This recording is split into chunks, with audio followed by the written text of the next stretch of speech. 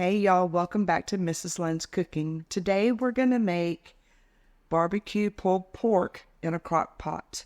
All you'll need is your crock pot, one package of your onion soup mix. I've got about an 8-pound pork roast here and about 2/3 of a cup of water.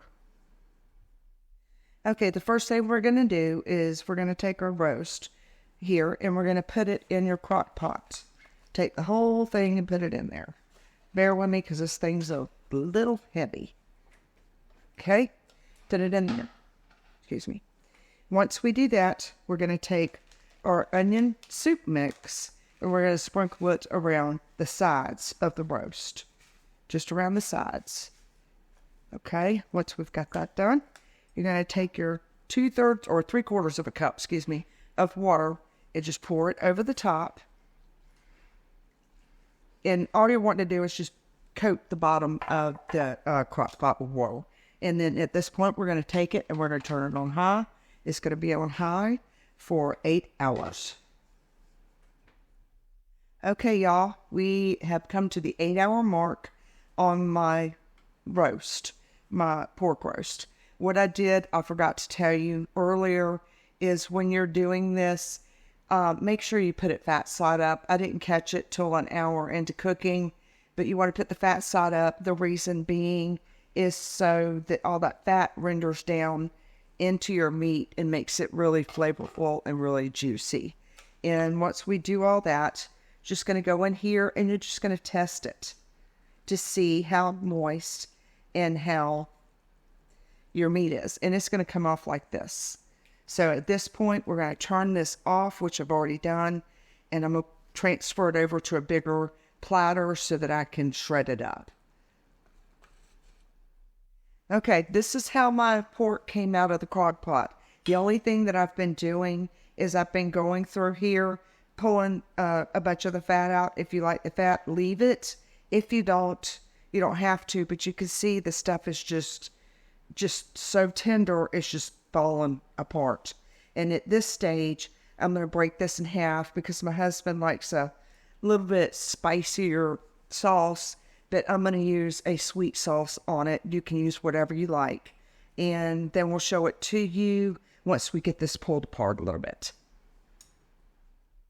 Okay, I've separated some of the meat out. So like I said, this part, you can see I'm just taking a regular fork and just kind of just going through it. And it's just shredding like crazy. And I'm going to tell you, if you like pulled pork, the best way to do it is this way, because that was an 8-pound roast and I paid $17 for it at the store this morning. So, and what you'll do is just kind of shred it around, stir it around and shred it. And then we're just going to I'm going to take my sweet sauce and I'm going to put my sweet sauce in it because I like sweet pulled pork. So just bear with me a minute while I do that. And then we'll get that sauce in there and get it all mixed up. And you can leave the fat in or you can take the fat out. That's up to you. And I'm just going to take sweet sauce that I had and I'm just going to add it to it. Now, do not add the sweet sauce until after it's cooked.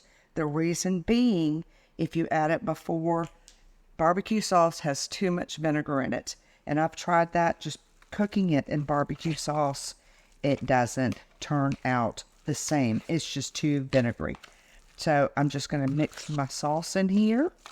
May need a little bit more. And use whatever sauce you like. I mean, it's up to the individual, but each person likes a different kind. And I'm just going to just turn this around. And then I'll just take it and put it on a sesame seed bun. And toast it on, butter, toast it. And then put it on a sesame seed bun. And it's going to be so good. And you can also do, your nacho chips to make pulled pork nachos. And I'll show you how to do that with this as well. And that's all you got to do. Okay, we've plated up our pulled pork that we made. I just put it on a sesame bun. I toasted it a little bit. And then I had nacho chips with nacho cheese, the pulled pork, jalapenos, whatever you like on your nachos. If you like my video, please like and subscribe.